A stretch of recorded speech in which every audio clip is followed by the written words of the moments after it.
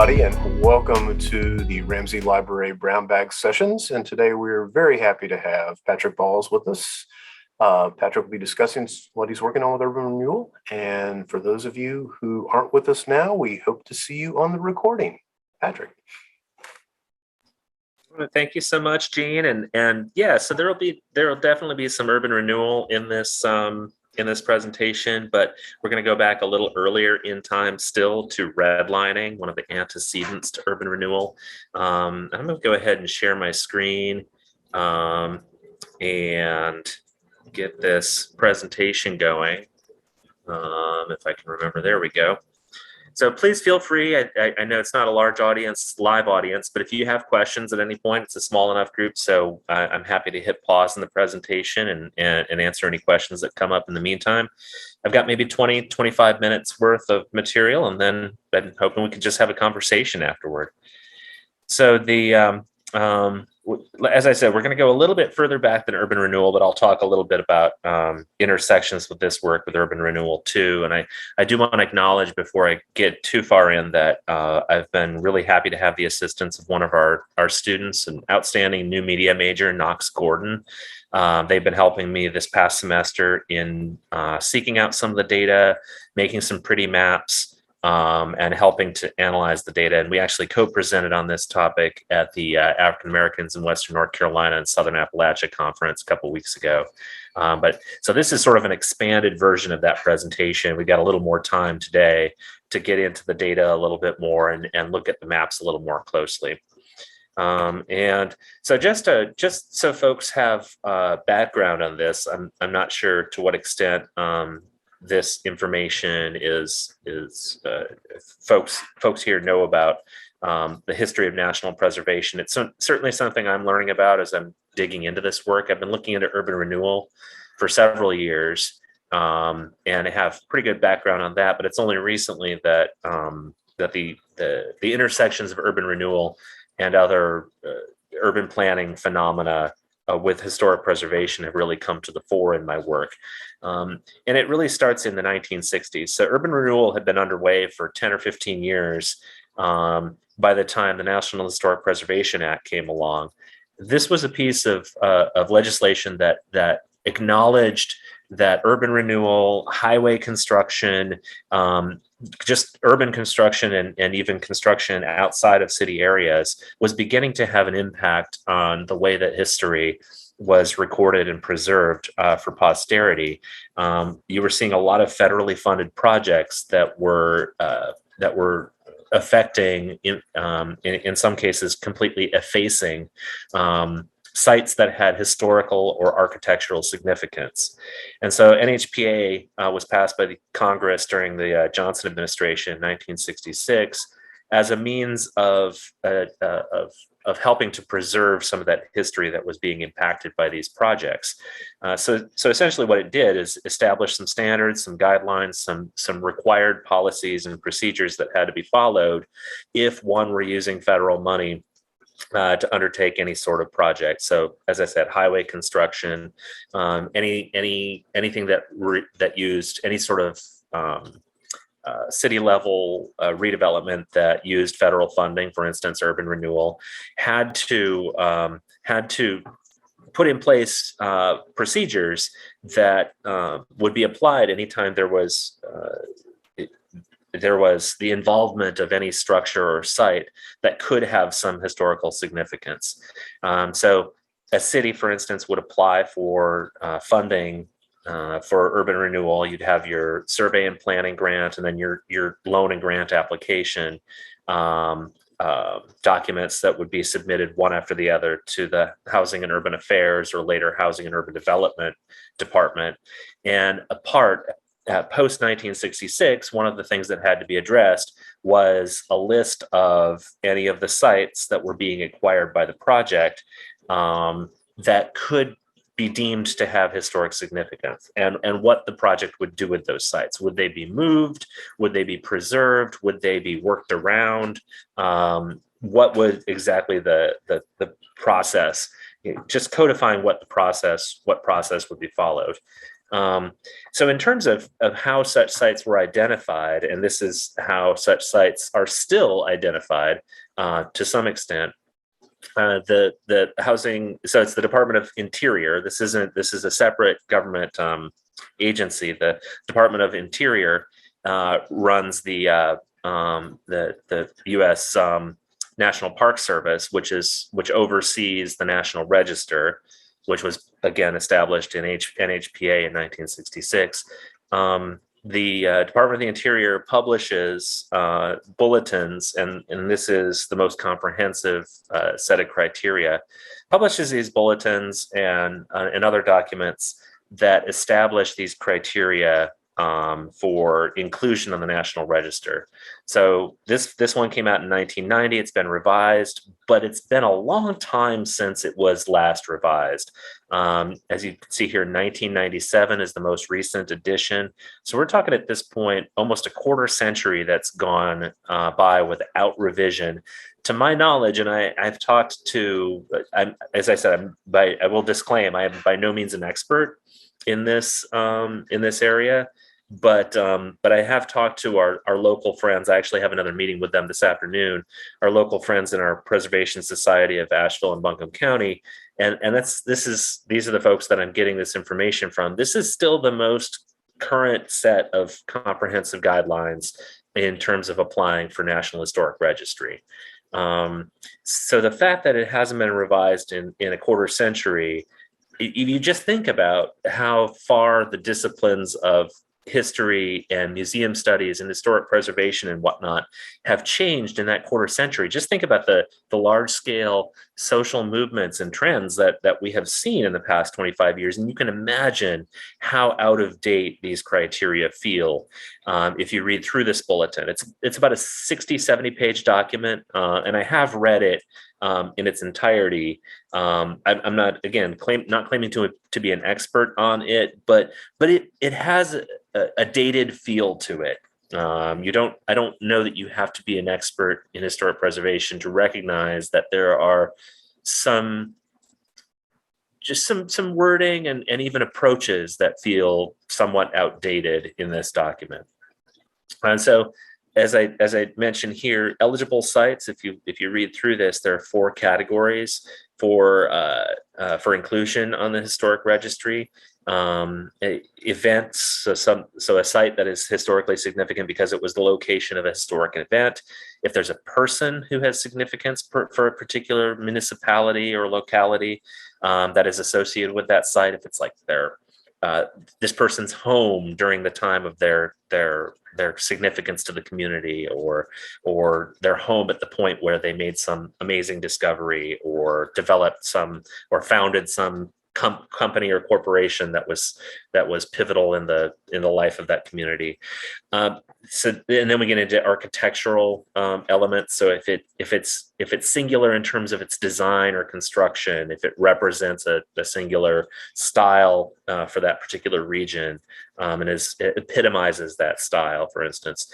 And then information potential, if it has, maybe it doesn't fit the other categories, but it has great significance in terms of being able to help others understand the history of a location. No matter which of the categories it falls under, it has to demonstrate integrity. And I'll get to that a little more in the next slide, but I do want to mention these are all criteria for inclusion on the National Historic Register, but there are other designations for preservation. So you could talk about, for instance, local landmark status, which doesn't convey it's not membership on the National Register, but it does acknowledge us the importance of a particular site to a locality. It might not have national significance, but it's acknowledging the local significance of a particular place.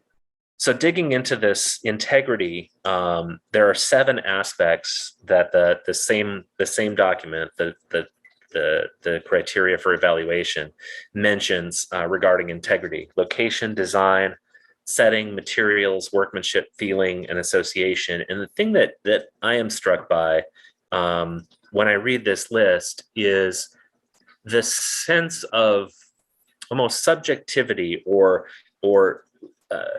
room for discretionary application that some of these these aspects of integrity entail. So some of them I think are fairly straightforward. You can say exactly where a location is, and you can classify the materials with which a building is constructed, and you can talk about the ways in which that location and those materials exemplify or epitomize a particular style or movement or whatever. And to some extent, perhaps you can do that with design and setting.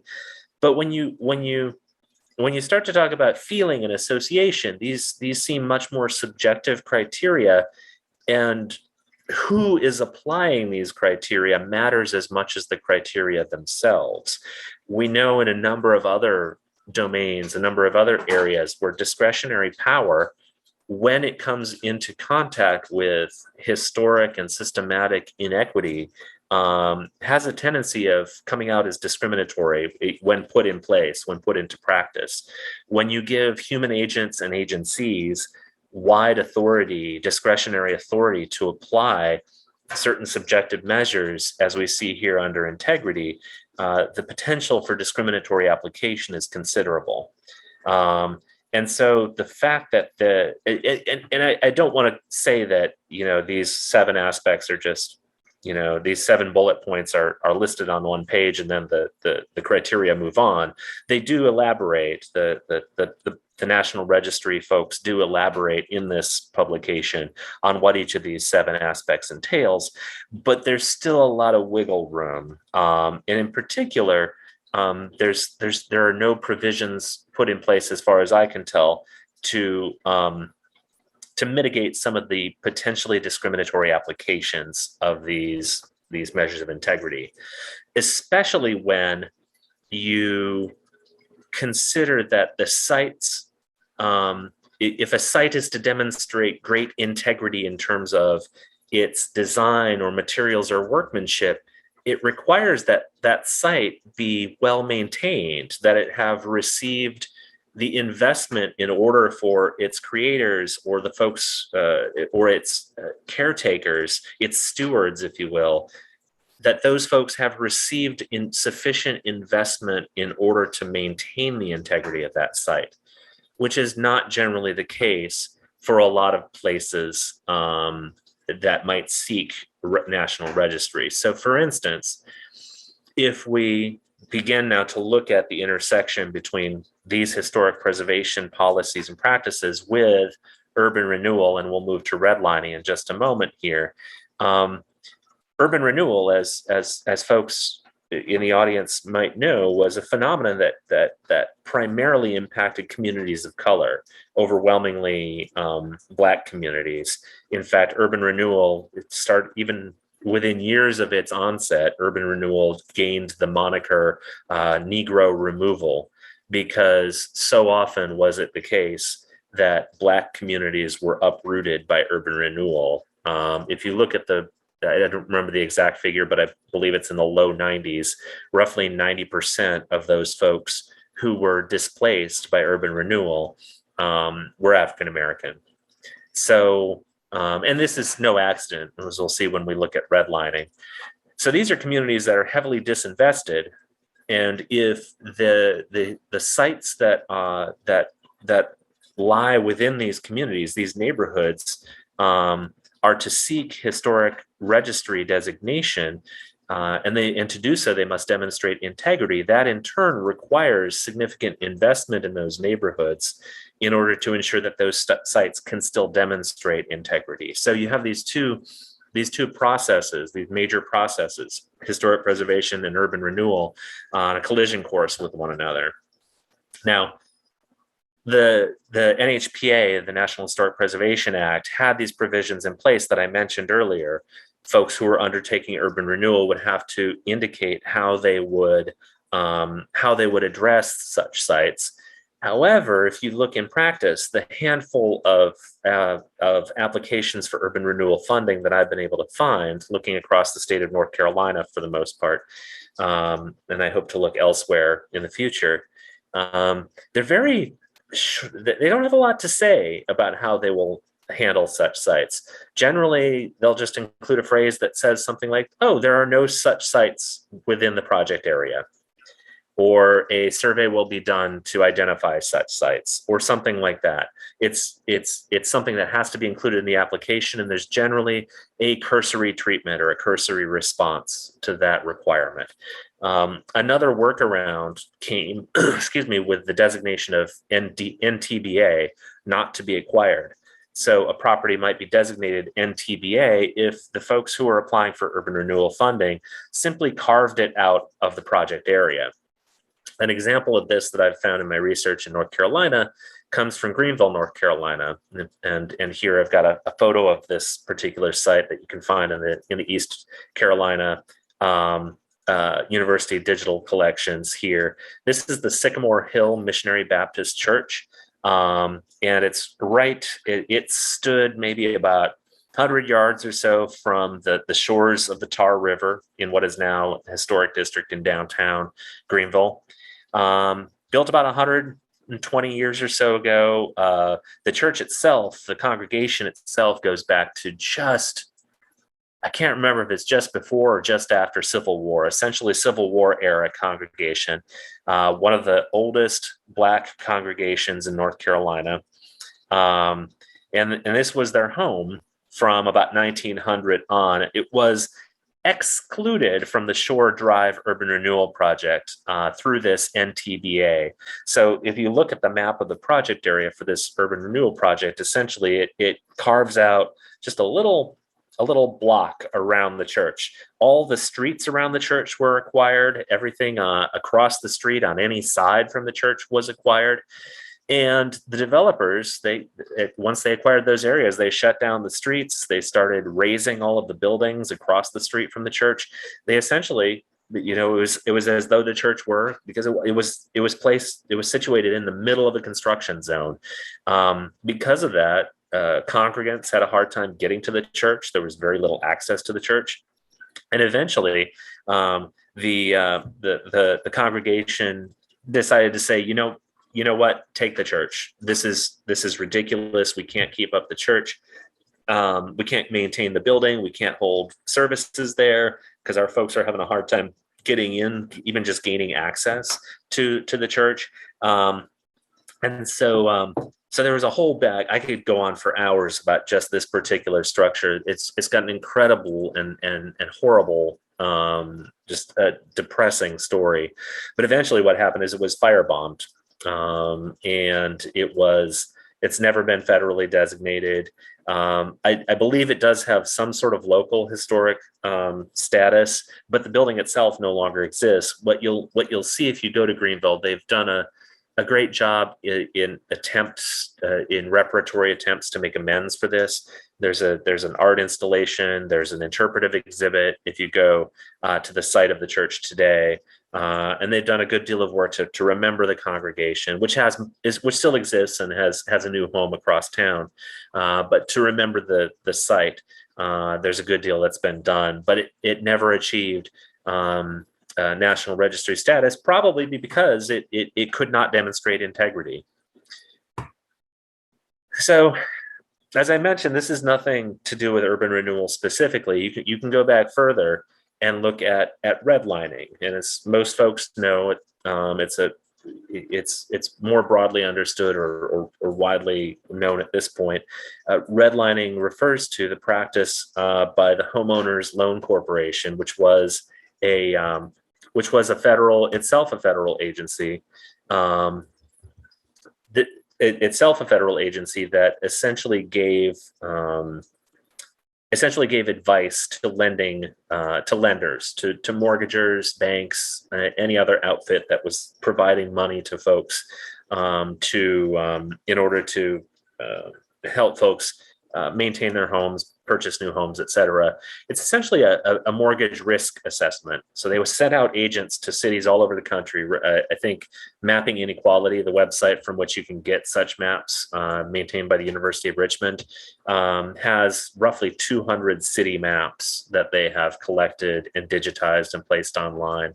And you can explore these maps and see, they even have scans for each of the neighborhoods. And the next slide, I think, has an excerpt from Asheville's that explain why a certain neighborhood received a certain color coding. So in ascending order, from most risky to least risky, you have red, yellow, blue, and green neighborhoods. So in terms of return on investment, what would the likely return on investment be for applying for mortgages or funding in those neighborhoods? So essentially, if you lived in a red line neighborhood, your chances of getting a loan from a lender were slim to none, because they might look at this map and say, you know what, you're in a neighborhood that is highly industrialized, that has all of these factors militating against it. We really just don't think that this is too risky of an investment to put our money in this neighborhood.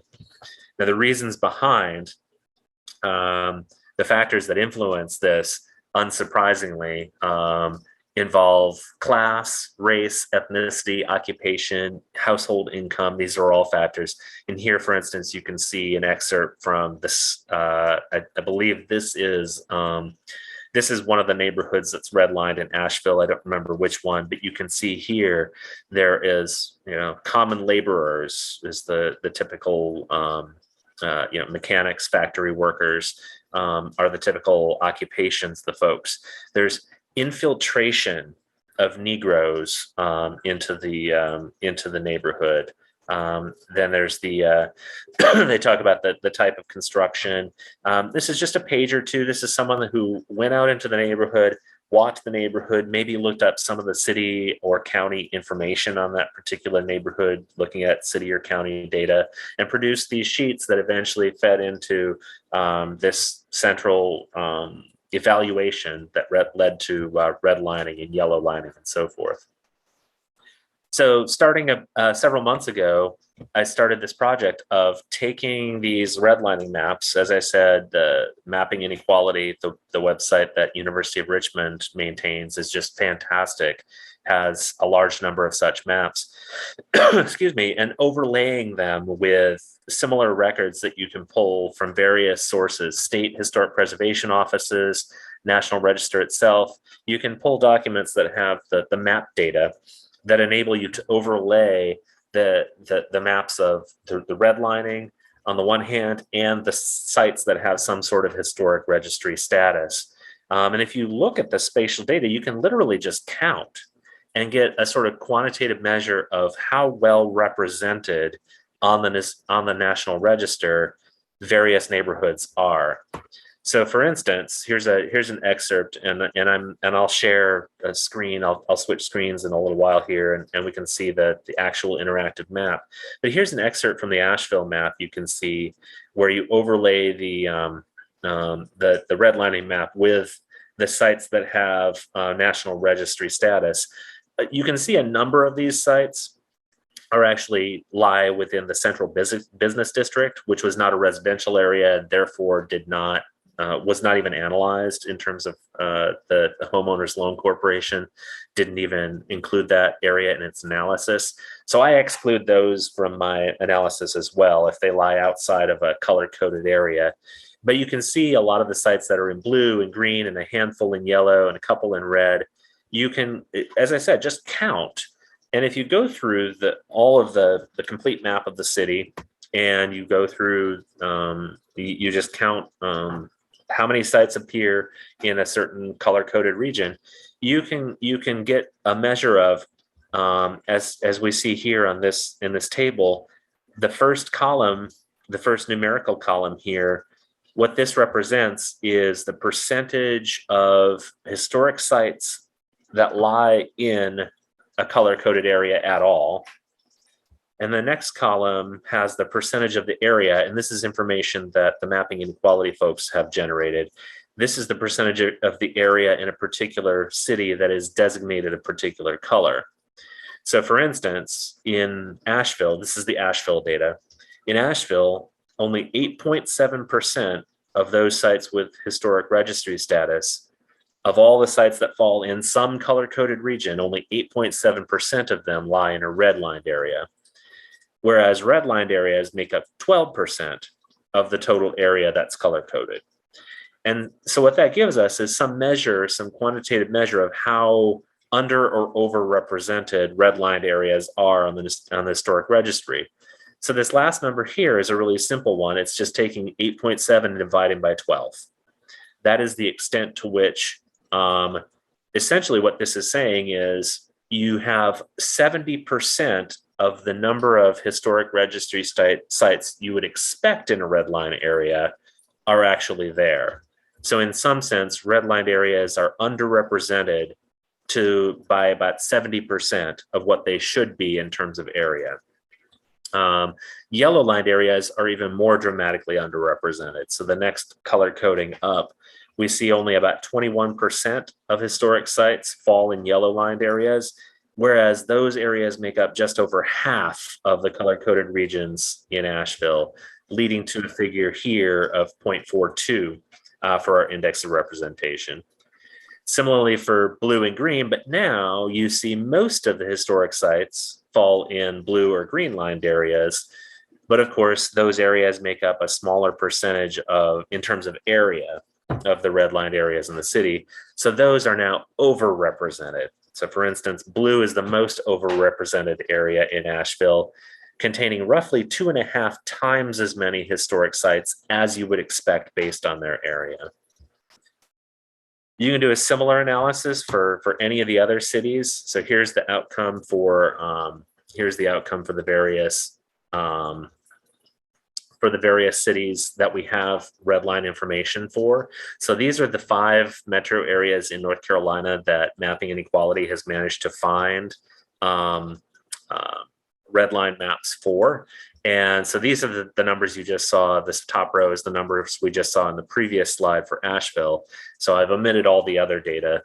But for Charlotte, Durham, Greensboro, and Winston-Salem, you can do the same analysis. And the trend you see, there are some exceptions, but for the most part, the trend that we see is that blue and green are overrepresented. In some cases, for instance, in Durham and Greensboro, dramatically overrepresented, whereas red and yellow, with some exceptions, are underrepresented. In Charlotte, for instance, we see a little bit of overrepresentation in yellow areas. The one exception in North Carolina is Winston-Salem. And I believe I think it's interesting to understand how what the history behind the exceptions is, as much as it is to understand to see the numbers. And our sense is that we don't know this for sure, but that number right there we think is from the fact that a lot of the historic the homes of like the tobacco barons, essentially in Winston-Salem, fall within an area that was yellow lined by the time the Hulk maps were made in the 1930s and 1940s. Our hope next is to look more closely at the data. As I said, this is really this shows a strong correlation between redlining and failure to include sites on the National Register and other historic designations. But we want to collect as much data as we can, analyze as much data as we can, in order to first establish correlation before we even look at causation. And then, as I said here, we really want to look at those exceptions. To what extent is why, for instance, is Winston-Salem, the yellow lined area is overrepresented? What exactly is it historically that makes for that overrepresentation? We have begun to move. I've got some resources there I'll share in a second. We have begun to look beyond North Carolina. We have I've now made and analyzed the maps for Denver, Colorado, and Little Rock, Arkansas. Essentially, it's just availability of data and time to do this analysis that are precluding further progress on this. And it's something that I'm hoping to make some progress on in the spring. But we're seeing in Little Rock, we're certainly seeing very similar to all of the North Carolina maps. We're seeing red and yellow lined areas underrepresented. In Denver, it's different. And I don't have the data in front of me, and I haven't looked at it carefully enough, but I suspect that the newer cities, younger cities, like the cities out west, are going to have a different different phenomena at work when we're talking about historic preservation and when we're talking about urban renewal and which areas um, were affected by these processes. I'm going to stop sharing real quick here and then share one more thing, and then I know we've got Christina. Thanks for joining us. And I've got just one more thing I want to show y'all, and then I'll just open it up for any comments, questions that folks have. I mentioned the interactive maps. So here is, for instance, the map, the actual map that we're using for Asheville. You can zoom in and see, and even at a glance, you can tell that the green and blue areas are dramatically overrepresented relative to red and yellow. And you can do the same thing with Charlotte. I'm drawing on different data sources for different cities here. So some of them have what you would call polygons. You actually see the outlines of the buildings as we do in Charlotte here, and some of them are just point files. So you just see the site. But Charlotte too, just at a glance, you can see green and blue have a huge number of buildings, not quite as many in yellow or redlined areas. And I think, what did I say? Greensboro and Durham are the two that are the most dramatic. So if we go to Greensboro, you see again in the central business district, you don't have color designation, but where you do, it's primarily in green and blue areas, and then further east still in Durham. Again, central business district. This is, I think, the historic tobacco district is largely commercial, and so it was not zoned, it was not analyzed or color coded. But outside that region, it's almost like magic. If you see a blue or a green area, you're going to see history preserved, and if you see a red area or a yellow area, there's no such designation. So those are the maps we're working with, and I've got similar maps for, as I said, Denver and Little Rock at this point, and really just taking some time. I'm hoping to take some time in the spring to extend this to many more cities nationwide, just to have the time to make the maps and do the counting is what we're looking to do. So thank you, all of y'all on the call, and all of you who will be watching this in the recording. And I'm happy to take any questions or comments. Jean, Christina. I apologize for missing. I was in a meeting and then I rushed over to get as much as possible, but I'm looking forward to the recording. So as soon as you have it, please share, because this is absolutely fascinating. And thank you for doing that work, Patrick. Usually takes a couple of weeks for the recording to be together, and this time of year that may be delayed a little bit, but I'll let Patrick know. So really nice to see how you start to bring in all the preservation stuff into the urban renewal thing and the redlining. It's a nice mesh, and adds a lot of complexity and depth to it that is really good to see you working on. Yeah, thank you. And I do want to get this on the recording. I do want to make sure I don't give the impression that historians are horrible people and public historians need to get their act together, because they are getting their act together. I know that there are people are talking about revisions to the criteria and revisions to the process, because in the last quarter century since these were revised, we are a lot more aware of the discriminatory impact of various processes, that discretion and subjective criteria and so forth. We're much more aware, I think, as practitioners of disciplines and just as the general population, of the discriminatory or the potential for discriminatory impact of these policies and practices. So I do believe that the next, I don't want to say I believe, but I hope the next few years will bring some updates and revisions to these practices. And we'll start to see greater acknowledgement of these sites. You know, in Asheville, it's just ridiculous, for instance, that Isaac Dixon's home, which doesn't exist anymore either, does not have National Registry status. The fact that James Vester Miller's, St. Matthias is on the list, but there are other sites that in redlined areas and in urban renewal project areas that James Vester Miller was involved in that do not have National Registry status. And that some structures only have status because they are contributing buildings to historic areas or historic neighborhoods and not in and of themselves deemed historical. So the work goes on. Yep. And I know folks are working on this. Darren Waters, after the conference a few weeks ago, acknowledged, she said in commenting on the presentation Knox and I did for the conference, acknowledged that this is work that he is doing at the state level. And I sent him an email, apologetically, essentially saying, look, I understand this. I know that this is not something people are just resting on. So it's up to us to keep doing that work and pushing for others to do it. Well, and it's one thing to be a public historian working in the academy. It's another to be one working in a large agency where change is very slow. The metaphor of how quickly can you steer a steamship? Not very. Especially when you have a razor thin margin in the U.S. House, for instance, and the CRT is on every person's lips right now, and in a good way or a bad way, or an accurate way or an inaccurate way. Yes. Yes. Now, Patrick, are you working to publish your findings? Eventually, hopefully. I mentioned, I think before you got on, I have a meeting this afternoon with our friends at the local preservation society.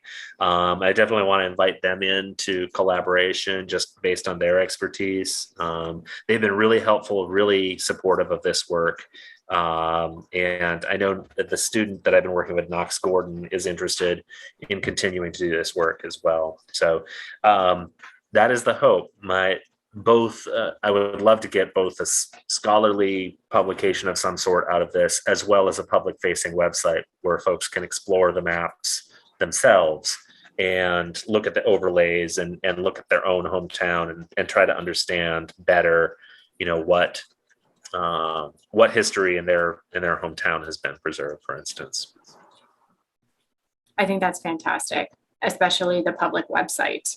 To access that information. I think that's extremely value added, especially with all of the movements going on throughout the country to recognize these historical sites and, to ensure that it's placed properly in history. It's no longer invisible, but made visible. Yeah, absolutely. And I welcome collaboration from others on this as well. Obviously, we've got a lot of folks at UNCA doing work on urban renewal in other areas, and a lot of folks in the city who are doing this work in hopes of reparation and support of reparation. So same team. Yeah. Well, thank you, Patrick. Absolutely. My pleasure. Absolutely.